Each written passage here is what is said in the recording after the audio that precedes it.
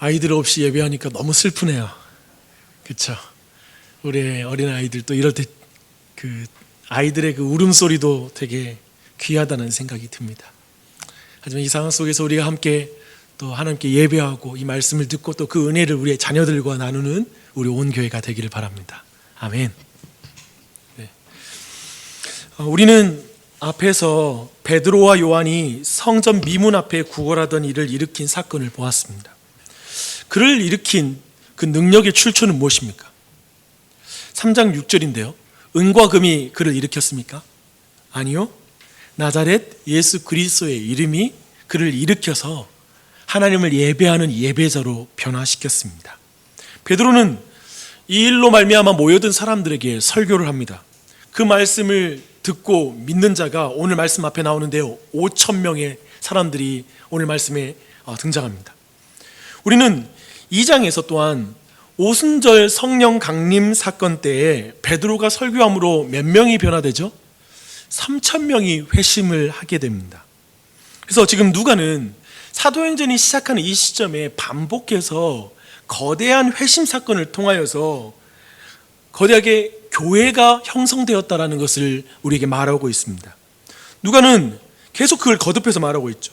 그래서 곧 예수 그리스도의 복음으로 말미암아 수많은 사람들이 회심하여 예수님을 따르고 예수님께 배우는 제자들이 되었고, 그리고 예수님이 하신 사역들을 반복함으로 말미암아 예수님을 증언하는 그 증인 공동체가 이제 만들어졌다라는 것을 보여주고 있습니다. 그러나 유대의 공회가 이것을 가만히 보고 있을 리가 없죠. 그래서 그들은 베드로와 요한을 붙잡아 공회에 세웁니다. 4장을 보면 공회에서 유대 지도자들과 두 사도의 대화가 나옵니다. 유대 지도자들은 논쟁을 하다가 한 가지 확답만 주면 이제 풀어주고 자유롭게 너희 모든 걸 열어주겠다라고 말하죠. 4장 18절이 그 내용입니다. 그들을 불러 경고하여 도무지 예수의 이름으로 말하지 말고 가르치지도 말라라고 이렇게 말하고 있죠. 이것은 사실 이제 시작하는 그리스도의 공동체에 최초로 주어진 외부의 위협이었습니다. 사탄은 늘 동일한 방식을 쓰죠. 외부적으로 위협을 가합니다.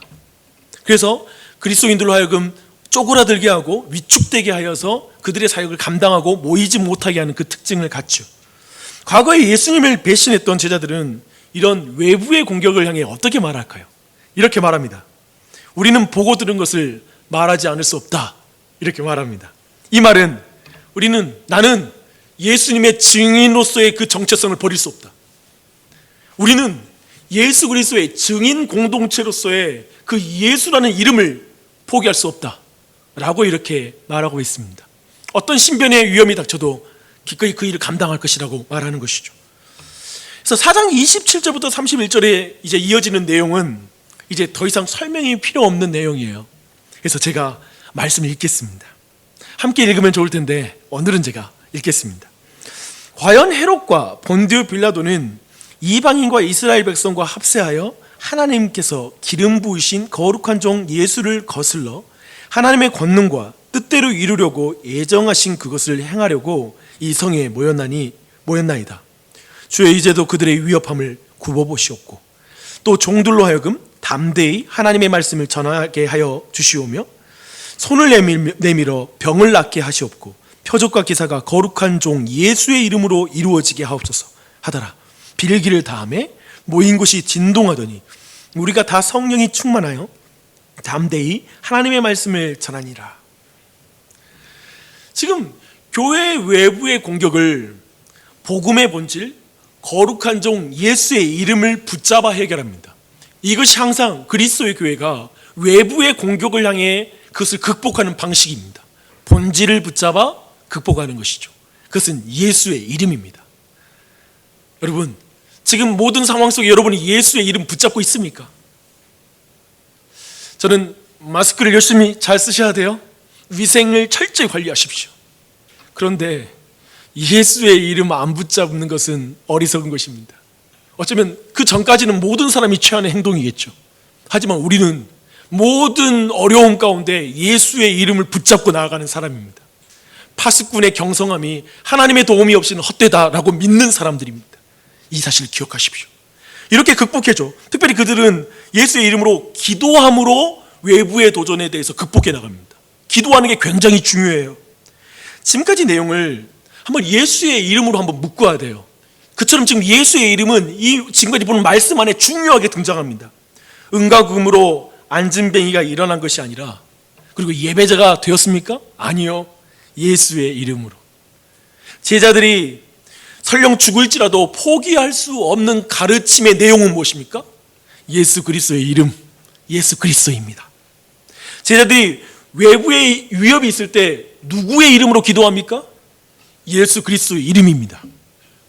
이렇게 예수 이름으로 시작한 것이 교회이고, 예수의 이름을 가르치는 것이 바로 교회이고, 그리고 예수의 이름으로 기도하는 것이 바로 교회입니다. 바로 그 교회, 이렇게 예수의 이름으로 말미암아 예수 공동체가 된 이 공동체의 실질적인 모습을 보여주는 게 우리가 오늘 본 말씀이에요. 그래서 32절부터 35절 말씀 한번 보십시오. 근데 이 말씀이 사실 2장 42절로 47절에서 나온 내용과 매우 동일한 말이에요. 마치 복사하여 붙인 내용. 그래서 둘이 합쳐놓으면 더욱더 분명하게 내용을 구체적으로 알 수 있는 본문입니다. 우리에게 예수님을 머리로 하는 교회의 출현만이 아니라, 지금 그것을 누가는 반복해서 기록했잖아요. 교회가 이렇게 등장했다라고. 그뿐만 아니라 교회를, 예수님을 따르는 교회는 이런 모습이다라는 걸 지금 반복해서 알려주고 있는 것입니다. 분명하게 우리에게 깨닫기 원하는 거예요. 그 교회의 구체적인 모습을 한번 보겠습니다. 32절에서 35절 말씀을 읽을 텐데요. 제가 읽을 텐데요. 여러분은 최대한 인과관계를 생각하면서 그 본문을 쭉 보십시오. 그리고 여러분이 볼 때 무엇이 가장 중요한 것 같은지, 교회에는 이게 있어야 돼 라고 생각하는 게 무엇인지를 한번 생각하면서 말씀을 한번 보시겠습니다. 믿는 무리가 한 마음과 한 뜻이 되어 모든 물건을 서로 통용하고 자기 재물을 조금이라도 자기 것이라 하는 이가 하나도 없더라. 사도들이 그 큰 권능으로 주 예수의 부활을 증언하니 무리가 큰 은혜를 받아 그 중에 가난한 사람이 없으니 이는 밭과 집 있는 자는 팔아 그 판 것의 값을 가져다가 사도들의 발 앞에 두매 그들이 각 사람의 필요를 따라 나누어 줌이라. 방금 제가 말씀을 읽기 전에 최대한 인과관계를 생각하면서 말씀을 읽어달라고 부탁드렸습니다. 그리고 이 중에 어떤 것이 가장 인상 깊은지, 여러분이 살 때 뭐가 가장 중요한지 생각하면서 한번 본문을 쭉 읽어달라고 부탁드렸습니다. 근데 오늘 이 내용을 제가 몇 가지 덩어리로 말해볼게요. 어떤 게 여러분이 봤던 것인지 한번 생각해 보십시오. 첫 번째는 믿는 무리가 한 마음과 한 뜻이 되었다라는 것이죠. 만약에 여러분은 이렇게 한 마음과 한 뜻이 되는 교회를 경험한 적이 있나요? 만약에 굉장한 분열을 경험한 사람들은 아마 이게 너무나 마음에 와닿을 것입니다. 그 다음은 모든 물건을 서로 통용하고 자기 재물을 조금이라도 자기 것이라고 생각하는 이가 하나도 없었다. 어떤가요? 이것은 정말 한 분도 경험한 적이 없죠? 혹시 이걸 경험한 분 계세요? 만약에 손을 든 분이 계시다면 대부분의 사람들이 혹시 거기 어느 교단인가요? 혹시 이단 교회 아닌가요? 좀 이상한 교회 예전에 경험한 건 아닌가요? 라고 질문하고 싶어질 거예요. 왜냐하면 우리는 그런 것을 진짜 경험한 적이 없으니까요. 결과적으로 또 나오는 덩어리가 있어요. 가난한 사람이 없었대요. 결과적으로 밭과 그리고 집이 있는 자가 팔아 그 판 것의 값을 가져다가 사도들의 발 앞에 뒀고 사도들이 그것을 또 가난한 자들에게 나누어 줬다라고 말하고 있습니다. 어때요? 이 또한도 우리가 너무나 경험하지 못한 내용입니다.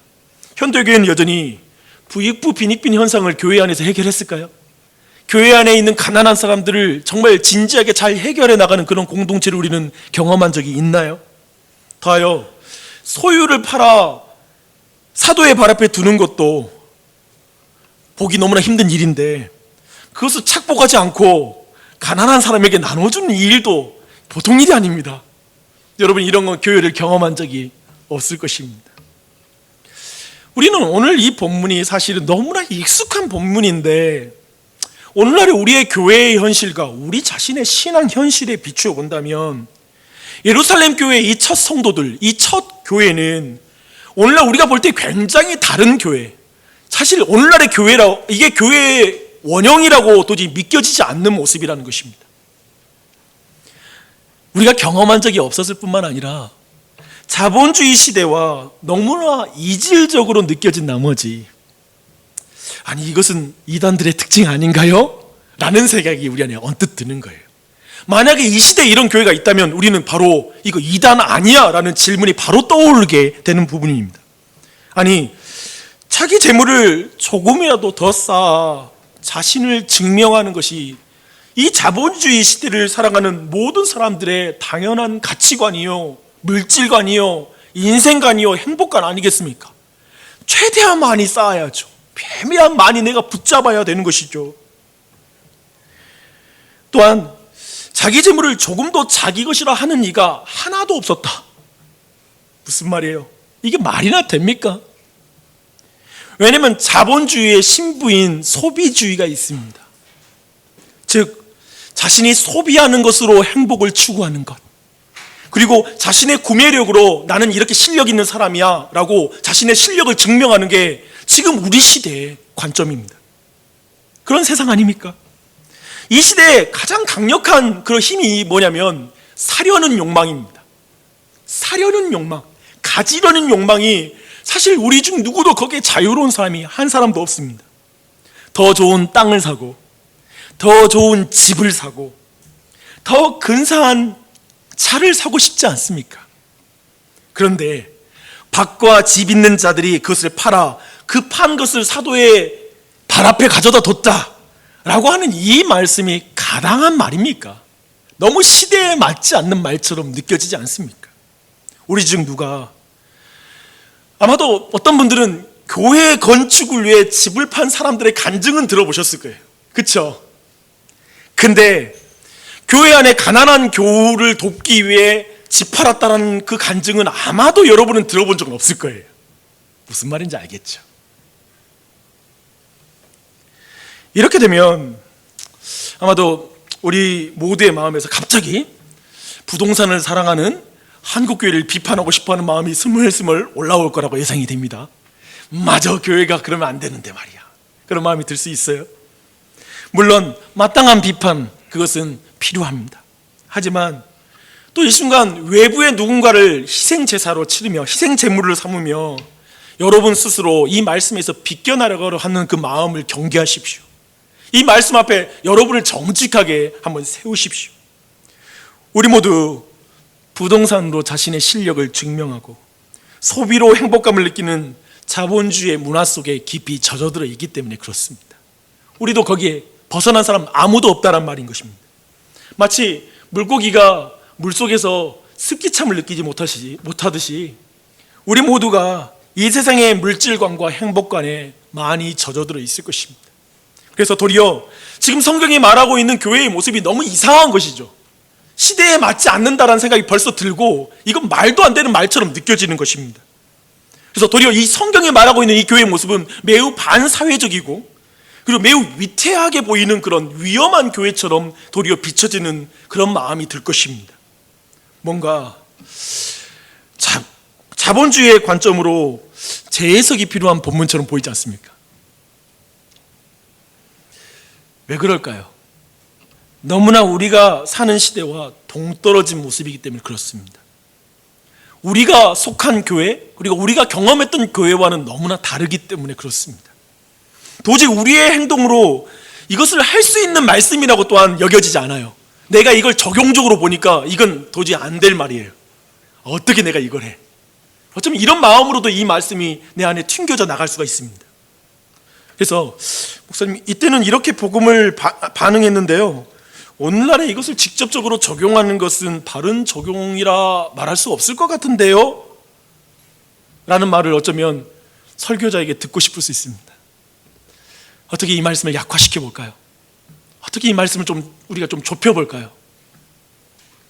그렇다면 목사님, 그럼 사업하는 사람이 사업장 팔아서 굳이 하란 말입니까? 그럼 집 팔고 전세로 들어가야 합니까? 이렇게 따져 물으실 수 있습니다. 만약 설교를 마치고도 그런 질문이 계속된다면 아마도 좀 설교의 설명이 충분치 않았거나 아니면 정확하게 전달되지 않았거나 정확하게 이해하지 못했거나 여러 가지 중에 한 가지 있을 것 같아요. 근데 그런 내용들은 정말 많은 책들이 나와 있기도 하고요. 그리고 계속 저에게 질문할 수도 있습니다. 사실 오늘 본문을 오해하는 사람들이 역사 가운데 많이 있었습니다. 제가 초기교회의 모습을 몇 덩이로 제가 나눴는데요, 그 중에 분배에 대해서 주목하는 사람이 역사 가운데 있었습니다. 그들은 일종의 원시 기독교 공산주의를 오늘 본문에서 발견했습니다. 이미 오래전에 자본주의를 일찍부터 그 자본주의가 분배의 문제로 인해 결국 붕괴될 것이라고 예상하는 사람들이 있었습니다. 공평하게 나누는 모델로 그래서 성경 안에 이 본문을 가져와서 설명하는 것이죠. 그러나 그들은 성경을 완전히 오해했습니다. 본문을 자세히 보십시오.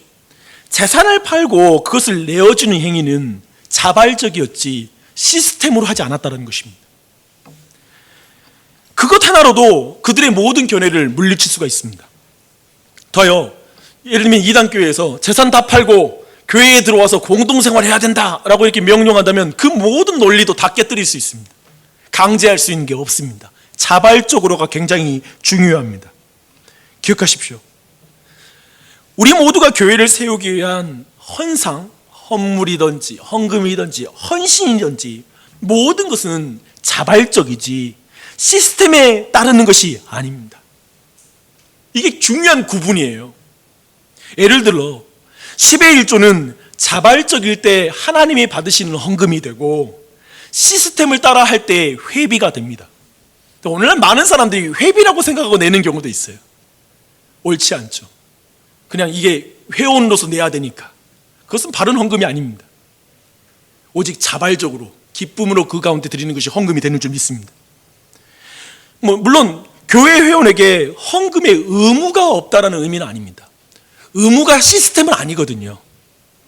그래서 의무를 자발적으로 하면 하나님이 기뻐하시는 헌금이 되지만 억지로 그것을 의무를 지키게 하면 그것은 하나님이 기뻐 받으시는 예물이 될 수가 없는 것입니다. 오늘 이 본문 안에 우리는 이런 지혜들을 충분히 발견할 수가 있습니다. 초대교회는 이렇게 시행됐던 것이죠.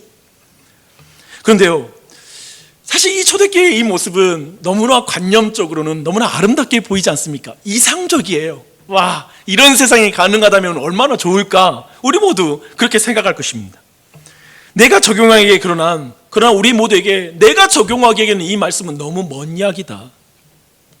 그리고 또 너무 위태하게 보인다라고 생각할 수 있습니다. 그렇다면 이 말씀은 오늘날 어떻게 적용돼야 될까요? 어떻게 이 말씀을 우리가 이해하는 게 맞을까요? 그죠?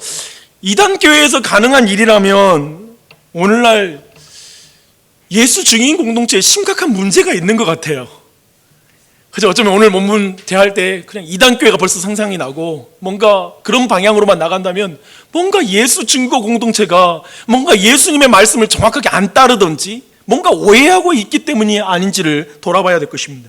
뭔가 우리가 세상과 타협하고 있기 때문 아닌지 돌아봐야 될 거예요. 과거에 시한부 종말론이 교회를 휩쓴 적이 있었습니다. 다미선 교회 기억나시죠? 그리고 나서 교회가 종말론을 말하지 않기 시작했어요. 그래서 교회에서 종말론을 말하는 게 어려워졌습니다. 그래서 마치 종말론을 이단에 빼앗기는 형국이 된 것이죠. 빼앗긴 적은 없지만 말입니다. 그런데 잘못된 이단들이 공동체적인 나눔의 삶을 너무나 활발하게 갖는 거예요. 바르지 않는 동기와 방법으로 갖는다고 생각해 보십시다. 이단들이 공동체적 나눔의 삶을 어쩌면 우리 자신이 빼앗긴 것은 아닌가요? 이제 도리어 초대교회의 모습의 이 모습이 이단 아닌가라는 생각이 드는 것이죠. 그래서 우리에게는 거부감으로 와닿는 것이죠. 균형을 잃은 헌금 실천으로 인해 건강하게 물질을 나누면서 형제를 돌보는 것도 어려워지는 시대가 되는 거예요. 그 부분에 대해서 우리의 마음에 용기가 안 나는 거예요. 건강한 나눔은 뭘까요? 그렇다면 우리가 바르게 시행하는 건 뭘까요? 먼저 오늘 말씀 보십시오. 무리가 한 마음과 한 뜻이 되어 모든 물건을 서로 통용하고 자기 재물을 조금이라도 자기 것이라 하는 이가 하나도 없더라. 이걸 주목해 보십시오. 뭐가 이런 게 눈에 확 들어와요? 모든 물건을 서로 통용하는 행동이 들어오세요? 그거보다 자기 재물을 조금이라도 자기 것이라고 생각하는 이가 하나도 없다. 조금이라는 표현과 하나도 없다라는 표현은 굉장히 강조되는 것이죠. 어떤 게 주목이 되나요? 저는 이 뒤에 있는 마음이 주목이 됩니다. 왜냐하면 행동은 마음에서 나오기 때문에 그렇습니다. 우리는 초대교회 모습을 볼 때 야 이렇게 됐으면 좋겠다, 우리도 이렇게 하자라고 말할지 모르지만 그것을 주목하기 전에 그 마음을 주목해야 돼요. 어떻게 자기 것을 자신의 것이라고 생각하는 이가, 조금이라도 생각하는 이가 하나도 없을 수 있을까? 이게 가능한 일이야? 뭐 고대에는 사람들이 사유재산 개념이 없기 때문에 그렇습니까? 그때는 사람들에게 욕심이 없어서 그럴까요? 아니라는 걸 알잖아요. 그 시대도 지금도 똑같잖아요. 근데 어떻게 그런 마음을 가졌을까라는 게 질문이죠. 이것이 우리 모두에게 익숙한 마음인데요, 바로 청지기의 마음입니다. 자기의 것을 조금도 자기의 것이라고 생각하지 않는 것, 이건 주님의 것이라고 생각하는 것, 그게 바로 청지기의 마음이죠. 청지기는 자기 재물의 모든 소유권이 하나님이라고 생각해요. 가정, 아이들, 배우자, 그리고 가정에 있는 모든 소유들, 집, 자동차, 모든 내 안에 직장에서 있는 모든 직장의 조건들 모두 하나님의 것이고 하나님의 선물이라고 생각해요. 하나님이 내게 맡겨놨다라고 생각하는 거예요. 그게 청지기예요. 자신은 하나님의 것을 잠시 맡고 있다라고 생각하는 자가 바로 청지기입니다. 이것은 사실 자본주의 시대의 현대인들의 마음에 있는 우상들과 충돌하는 사고방식입니다. 세상은 말하잖아요. 아니 내가 뼈 빠지게 돈 벌고 났는데 그게 왜 하나님 거야? 거의 터무니없는 소리 하고 있어. 왜 내가 그 돈 마음대로 사용할 수 없단 말이야? 내가 왜 그 돈 벌었는데? 내가 어떻게 그 돈 벌었는데 내 마음대로 못 써? 왜 내가 내 것을 내 것이라고 주장 못해? 왜 내가 청지기야? 주인이지. 이게 바로 이 시대의 생각이고 주님을 알지 못하는 사람들이 가지고 있는 마음이겠죠. 당연하죠. 그런데 그리스도인이라는 의미는 이런 것입니다. 그리스도인들이 이렇게 고백하죠. 나의 나된 것은 오직 주의 은혜입니다. 이제 나와 내가 가진 모든 것은 하나님의 것입니다. 나와 나의 모든 소유는 하나님의 손에 붙들린 도구입니다. 주님, 모든 걸 주님께 드립니다. 주님 뜻대로 사용하여 주시옵소서. 이게 그리스도인이에요. 이게 바로 그리스도의 제자예요. 주님이 말씀하시는 방향으로 사용해 주시옵소서. 그리스도의 제자이죠. 그리스도를 드러내는 일에 사용하여 주시옵소서. 그리스도의 증인이죠. 자신의 모든 소유와 자신을 위해서 그리스도의 제자와 증인이 되는 그 삶을 살아가는 것, 이게 바로 청지기입니다. 결국 많은 사람이 초대교회의 급진적인 제자도의 현상을 보고 많은 사람들이 놀라워하지만 또 한편에 부담스러워합니다. 아휴, 왜 그 부담을 느낄까요? 자본주의에 익숙하기 때문에 그렇습니다. 이 세상은 동서고금 막론하고 나눔이 아니라 소유가 중요합니다. 섬김이 아니라 소비가 행복을 만든다고 믿습니다.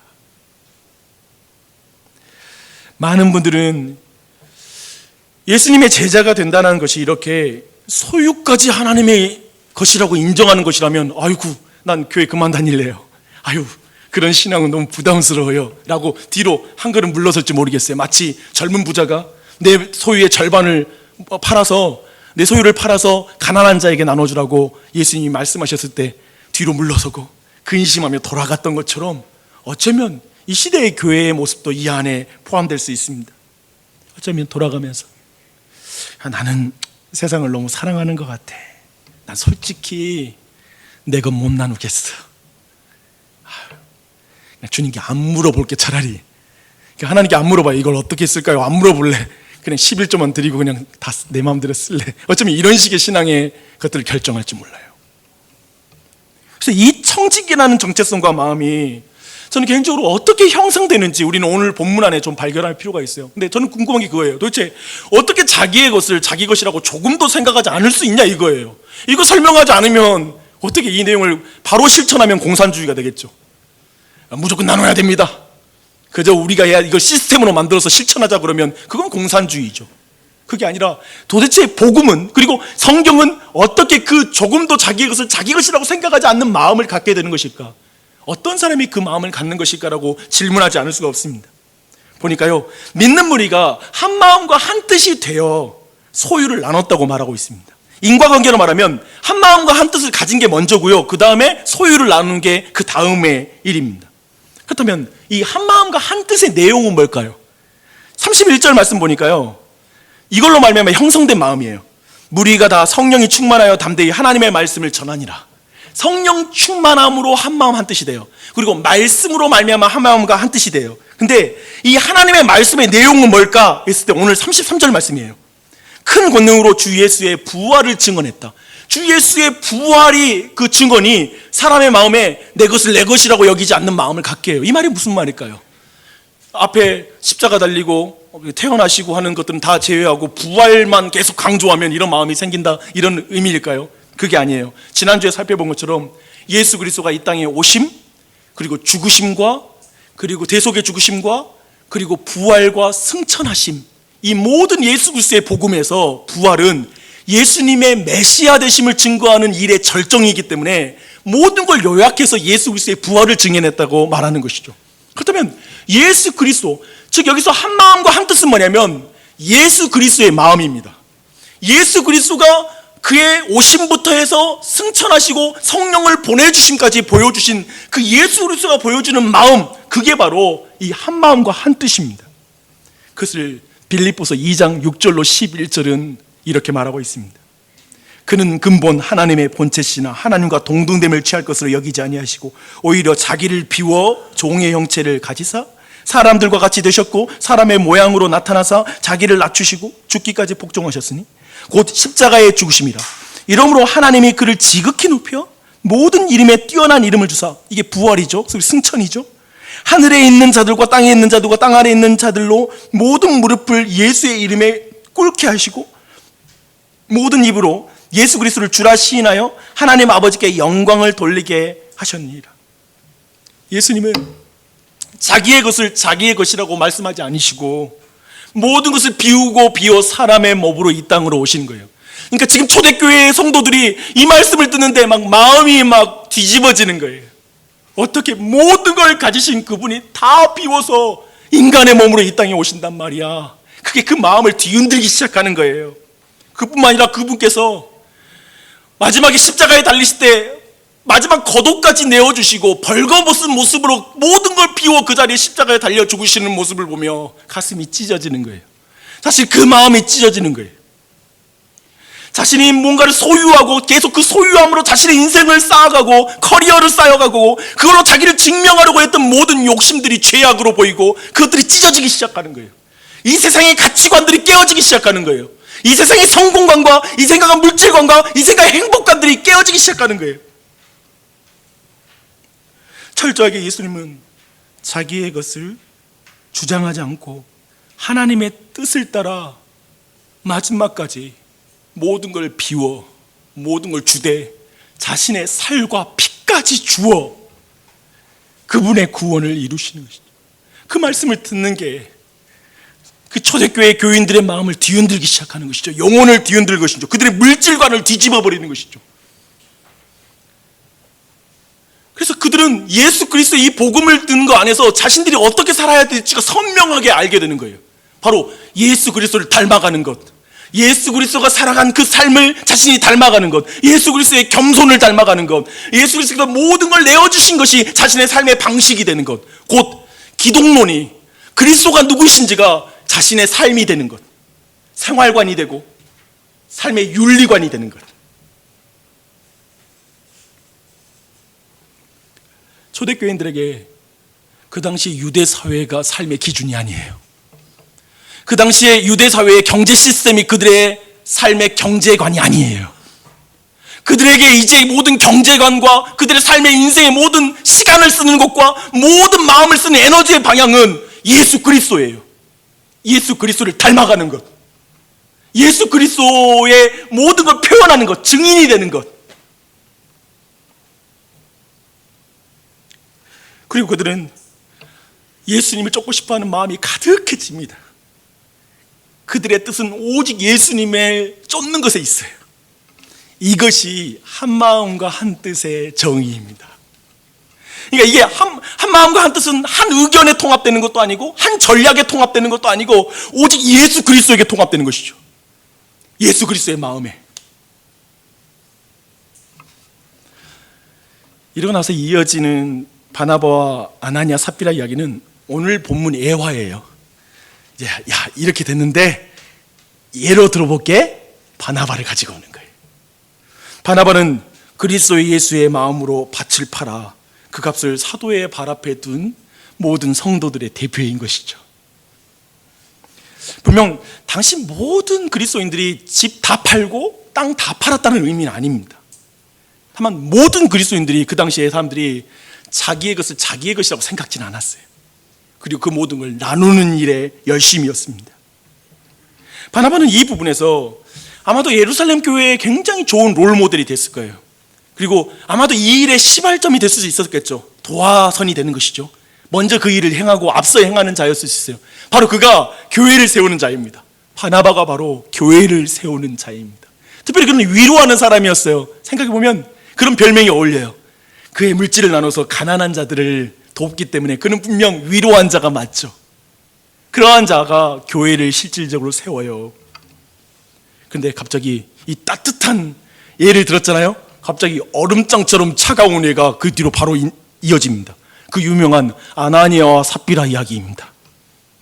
이들은 소유를 팔고 일부를 감추고 일부만 사도 앞에 가지고 나오죠.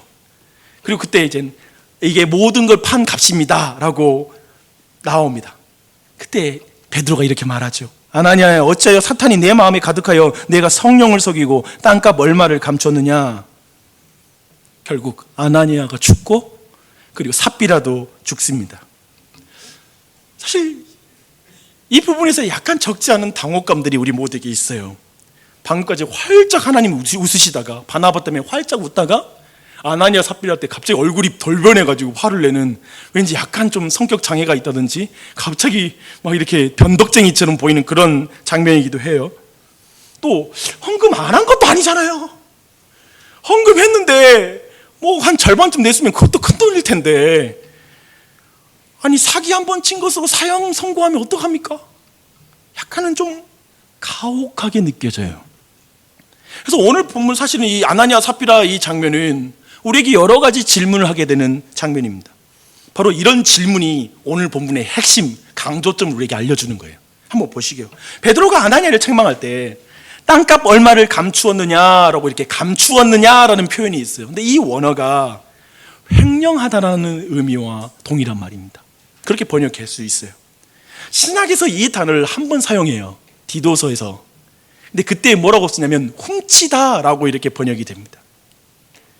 즉, 이 모든 걸 보면 종합하면 아나니아와 삽비라가 아마도 땅을 팔기 전에 교회에 계약서까지는 쓰지 않았더라도 전 모든 사람이 알 정도로, 나 이제 우리도 땅을 팔아서, 어쩌면 바나바가 막 앞에 있잖아요. 그 바나바처럼 우리도 교회에 헌납할 거야, 교회에 헌금할 거야 라고 어쩌면 이렇게 말했을 수 있어요. 그런 의미에서 이 훔치다라는 표현은 그냥 쓰는 거 아니라 헌금 안 했다고 훔치라고 하면 안 되잖아요. 그런 의미에서 분명히 이렇게 사람들에게 다 말하고 나는 이렇게 다 낼 거야 라고 이렇게 말하고 나서 이 행위를 한 것 같습니다. 그렇다면 지금 절반을 드리고, 예를 들면 절반을 드리고 절반을 안 드렸다면 일부를 드린 그것은 훔친 죄가 되죠. 사실 베드로는 말합니다. 그 뒤에 이어진 말을 보면, 야, 솔직히 이것을 팔기 전에도 너의 것이었고 판 후에도 너의 것 아니냐. 헌금하지 말고 너 써. 예를 들면 그렇게 말하는 거예요. 근데 왜 다 바쳤다고 속이냐 이거예요. 이게 중요해요. 어떤 헌금의 액수도 아니고 어떤 것도 아니고 지금 적어서 그런 게 아니라, 다 취하고 싶은데 반만 내서 화가 나서 그런 게 아니라 지금 거짓말한 문제를 말하는 거예요. 위선을 말하는 거예요. 왜 그랬을까요? 아마도 인정받고 싶었을 것 같아요. 칭찬받고 싶었을 것 같아요. 경건한 바나바가 유력하게 정말 교회에 칭찬받는 모습 보면서 어쩌면 그도 시기심도 생기고 자기도 그런 영향력 있는 사람이 되고 싶은 마음이 있었을 수 있어요. 충분히 가능한 추론이죠. 어떤 명예가 얻고 싶었을 거예요. 높아지고 싶었던 거죠. 근데 그것은 낮아지신 그리스도의 마음, 겸손하신 그리스도의 마음이 아니라 사단의 마음이라고 말씀하고 있습니다. 결국 그것은 성령을 속이는 무서운 죄였어요. 그래서 그는 심판당하여 죽습니다. 그런 무서운 죄였죠. 근데 그렇다 하더라도 뭐 죽임을 당한 건 너무한 것 같아요 라는 그런 마음이 좀 들지 않아요? 그래도 어쩌면 이것을 지금 우리가 처한 어떤 이 바이러스가 창궐한 이 상황 속에서 이것을 좀 생각해 볼 수 있을 것 같습니다. 여기 치명적인 바이러스가 있습니다. 특히 면역력인 아이에게는 노출되면 100% 아이가 죽는 그런 바이러스입니다. 어른들은 좀 나아요. 그런데 아직 치료약이 만들어지지 않은 바이러스입니다. 그런데 집에서 너무 사랑하는 반려동물이 이 바이러스에 노출된 거예요. 여러분 어떻게 하겠습니까? 아마도 그 반려견을 너무 사랑하기 때문에 좀 격리를 시키는 분도 계시겠지만 아마도 대부분은 그 반려견을 아마도 살처분하게 될 것입니다.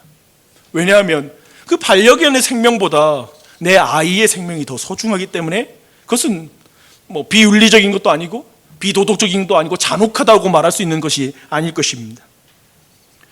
그런데요, 반려견이 아니라 어떤 한 사람이 공동체 안에 어떤 한 사람이 그 병에 감염이 됐다고 생각해 보십시다. 여러분 어떻게 하시겠습니까? 분명히 최소한 격리를 시킬 것입니다. 그의 기본적인 인권을 우리가 제한해서라도 대다수의 인권을 보호해야 된다는 결정 가운데 그렇게 행동할 것입니다.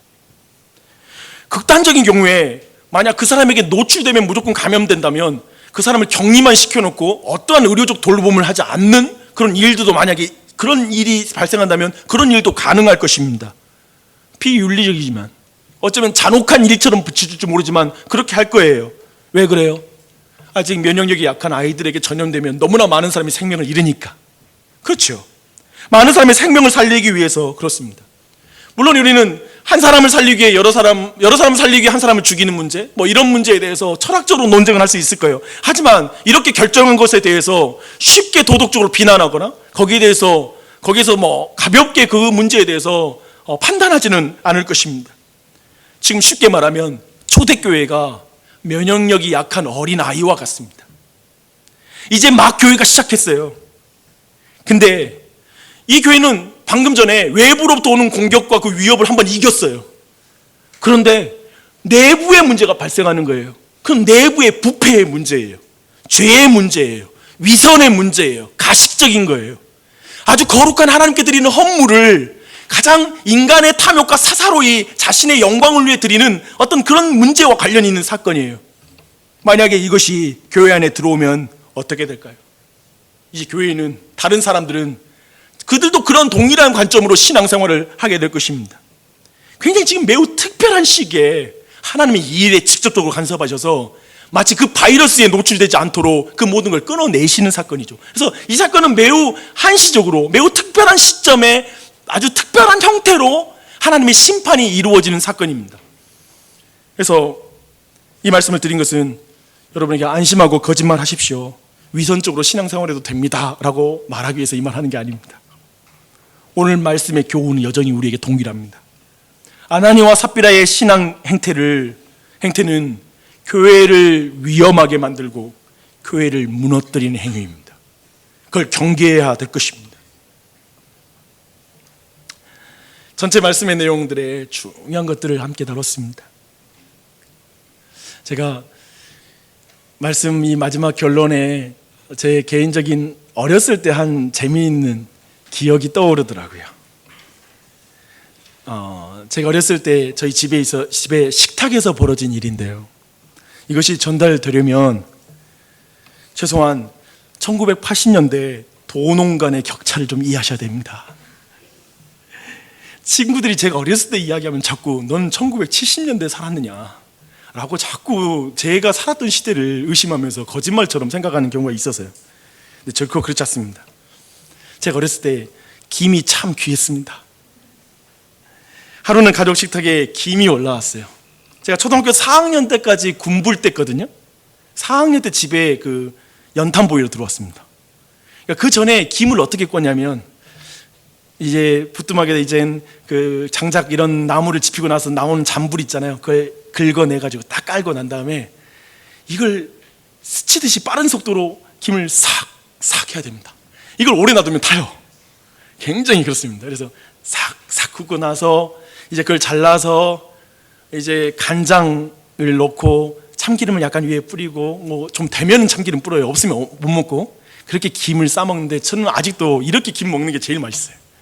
가장 맛있는 김이에요.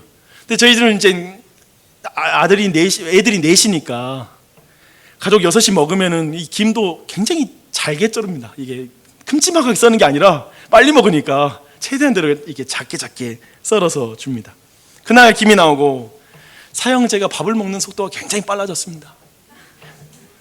아무튼 김을 최대한 빨리 먹어야 되니까 순식간에 김이 다 떨어졌죠. 근데 우리 큰형이 김을 계속 싸먹는 거예요. 여유 있게. 좀 뭐냐? 계속 제가 굉장히 관찰력이 좋습니다. 저건 왜 저러지? 보다가 그의 손을 제가 주목하기 시작했습니다. 자세히 보니까 상 아래에서 김이 쑥쑥 올라오더라고요. 상 아래에다가 김을 쌓아두고 먹는 것이 아닙니까?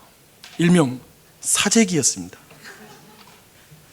도덕적 지탄을 받기 합당한 비윤리적 행위였습니다. 가족 안에서는 이런 일이 참 유쾌하게 그리고 추억할 수 있는 내용이 되는 것 같습니다. 그런데 이것이 세상으로 나오면 참 무서운 이야기가 됩니다. 자원의 한계가 있으니 사재기를 하는 것, 하나로 부족한 것 같아서 2개, 3개를 가져야지만이 좀 안전한 마음을 느끼는 것, 누군가에게 나누는 것은 도저히 상상할 수가 없어요. 가족의 생명이 달렸는데 누가 나눠요? 우선 미래에 대한 불안과 두려움이 사재기를 더 부추기죠. 내 인생에 아무튼 젊었을 때 어떻게든 이렇게 내 인생의 아파트도 모든 물건과 소유들도 어떻게든 늘려놔야지 내가 나이 들어서 어떻게 될지 뭐 어떻게 알아요? 연금이 날 보호해 줄지 어떨지 모르겠으니까 최대한대로 노력하는 것이죠. 정글과 같은 이런 세상 속에서 우리가 어떻게 나눌 수 있을까요? 오늘 우리가 보았던 그 말씀, 도대체 그런 교회가 어떻게 가능하단 말입니까? 내가 나눈 건 먼저 먹고 자기 것 안 나누면 내가 배 곱는 거 아닙니까? 내가 누굴 믿고 나눕니까? 사재기를 하는 세상에서 내 것을 내 것이라고 생각하지 않고 나누는 것을 상상할 수가 없죠. 어떻게 그런 윤리와 그런 삶이 교회에서도 가능하겠습니까? 사실 다들 불가능하다고 생각하지 않습니까? 우리의 힘으로는 불가능한 일입니다. 근데 그렇다고 해서 세상과 똑같이 사재기를 하고 이 세상에서 왕국을 만들고 이 세상처럼 규모 전쟁을 하고 힘으로 자신을 증명한다면 또 그것도 어떻게 되겠습니까? 또 이것도 우리는 또 욕해요. 참 그리스도인이 힘든 게 뭐냐면 그렇게 사는 것도 싫고요, 또 말씀대로 사는 것도 싫어요. 이게 굉장히 우리 고민이 많다는 거 제가 알아요. 여러분, 이게 쉽지가 않아요. 신앙생활이. 세상이 말합니다. 교회 다니는 사람 더한다. 교회 다니는 사람 욕심 얼마나 욕심이 클지 몰라.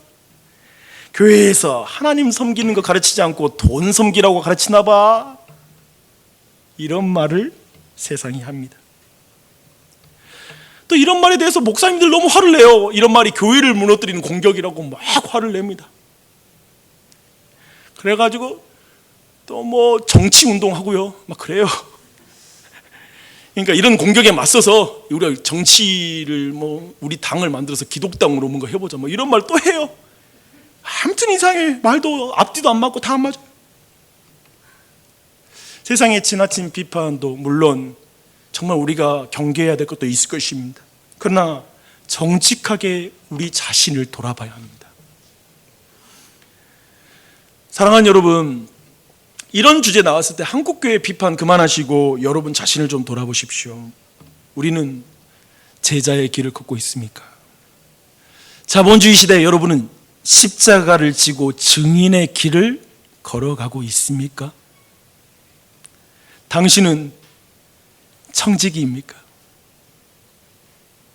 당신은 자신의 것을 조금도 자신의 것이라고 생각하지 않는 청지기 맞습니까?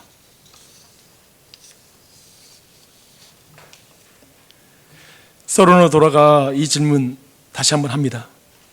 이 질문 다시 한번 대하여, 목사님, 그럼 사업하는 사람이 사업장 팔아서 구제하란 말입니까? 그럼 집 팔고 전세로 들어가야 합니까? 성경의 본질을 벗어나거나 오해하면 이런 질문을 계속하게 돼 있습니다. 제가 지금 그 말을 하려고, 또 이런 거 있잖아요. 11조는 세금 전 10분의 1인가요? 세금 후 10분의 1인가요? 도대체 얼마를 나눠야 정확하게 나눈단 말이고 얼마 정도 나눠야지 주님이 만족하실까요? 지금 이 말이 이 본문의 핵심도 아니고 본문은 성경은 사실은 그 부분을 정확하게 규정하는 따위를 하지 않습니다. 도리어 성경은 본질을 말합니다. 본질은 무엇입니까? 예수 그리스도의 복음을 만나라는 것입니다. 예수 그리스도가 성육신 하실 때 자신을 얼마나 비우셨는지 그 복음 앞에 감격하라는 것입니다. 인간이 되시고 내려오신 모든 영광을 가지셨으나 하나님이시나 인간이 되시었다는 그분이 나눈 게 얼마나 자신을 비우셨는가 그걸 믿으라는 것입니다. 그 예수님을 만나야 된다는 것입니다. 그리고 그 예수님이 십자가에 달릴 때까지 모든 걸 비우고 비워 자신의 마지막 사유가 피를 나눠주고 겉옷을 마저도 그 사람들이 나누도록 내어주신 그 예수님, 그 복음을 만나라는 거예요. 그 본질을 만나라는 것입니다. 그 은혜를 만나라는 거예요. 그 은혜를 만나는 것만이 여러분의 형편에 따라 거기에 반응하라는 거예요. 어떠한 규정도 없는 거예요.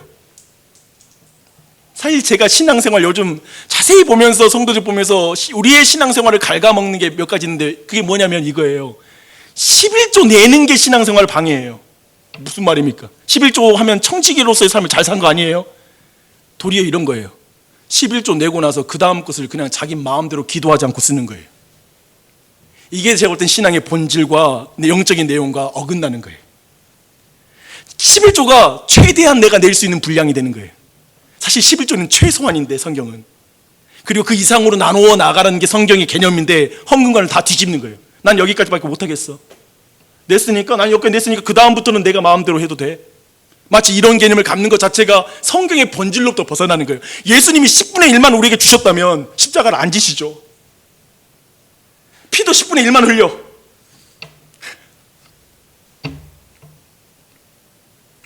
제가 목사로서 한 가지 제 부족한 고백이기도 하고 목사들의 아주 내밀한 이야기 해드릴게요.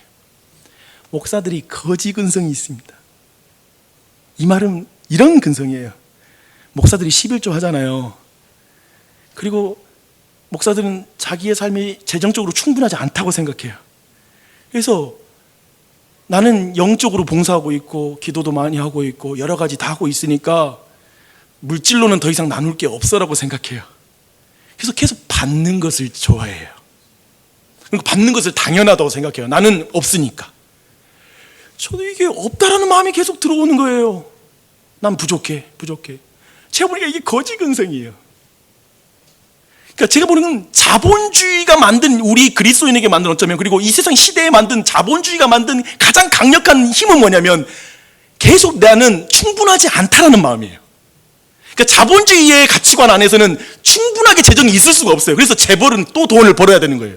뭔가 부족한 거예요. 우리 모두 이 자본주의를 살아가면서 이 맹점을 조심하셔야 돼요. 그러니까 자본주의의 물질관은 우리에게 만족을 주지 않아요. 계속 거지를 만들어요. 난 부족해. 난 여전히 부족해. 나는 정규직 가지고 있다고 만족한 사람 못 봤습니다. 이해되시나요? 비정규직은 정규직 되면 만족할 수 있는데 왜 만족 못하지 그럴 것이고 정규직을 가진 사람은 아니야 사업하는 게 더 나은 것 같아 라고 말할 수 있어요. 왜냐하면 늘 부족하기 때문에 그래요. 이걸 여러분은 관찰하셔야 돼요. 우리 안에 있는 거지 근성, 어쩌면 만족하지 못하는 마음. 그래서 결국 제가 보는 건 어쩌면 우리 모두 안에 근본적으로 이 복음적인 내용도 있지만 이런 마음 가운데 더 이상 나누지를 못하는 거예요. 우리는 초대교회의 이 이타적이고 어쩌면 이 급진적인 공동체가 너무 먼 이유는 뭐냐면 우리는 가난하기 때문에 그런 거예요. 사실은 악한 마음이 아니에요. 내게 여전히 부족하다는 거예요. 그렇지 않아요? 여러분 뭐 굳이 안 나누고 싶으세요? 충분하면 나누고 싶잖아요. 근데 부족하다는 거잖아요. 근데 이게 우리는 못 나눠요. 근데 제가 복음에서 만나는 건 뭐냐면, 그리고 오늘 말씀에서 만나는 건 뭐냐면 오직 예수 그리스도의 은혜를 가진 자만이 이 모든 이 시대를 이기고 진정 나누는 삶으로 나아갈 수 있다는 것입니다. 복음의 은혜, 예수 그리스도의 나누신 삶, 그 모든 걸 나눠 우리에게 베푸신 그 예수님 앞에 은혜를 받아야 돼요. 은혜를 받으면 아무리 많이 주님께 드려도 아깝지 않고 은혜가 없으면 아무리 적게 드려도 아까운 거예요. 그리고 정말 아무리 적어도 은혜가 없으면 내 것이라고 생각이 들고요, 은혜를 받으면 아무리 많아도 이건 내 것이 아니야, 하나님 것이라고 인정하는 거예요.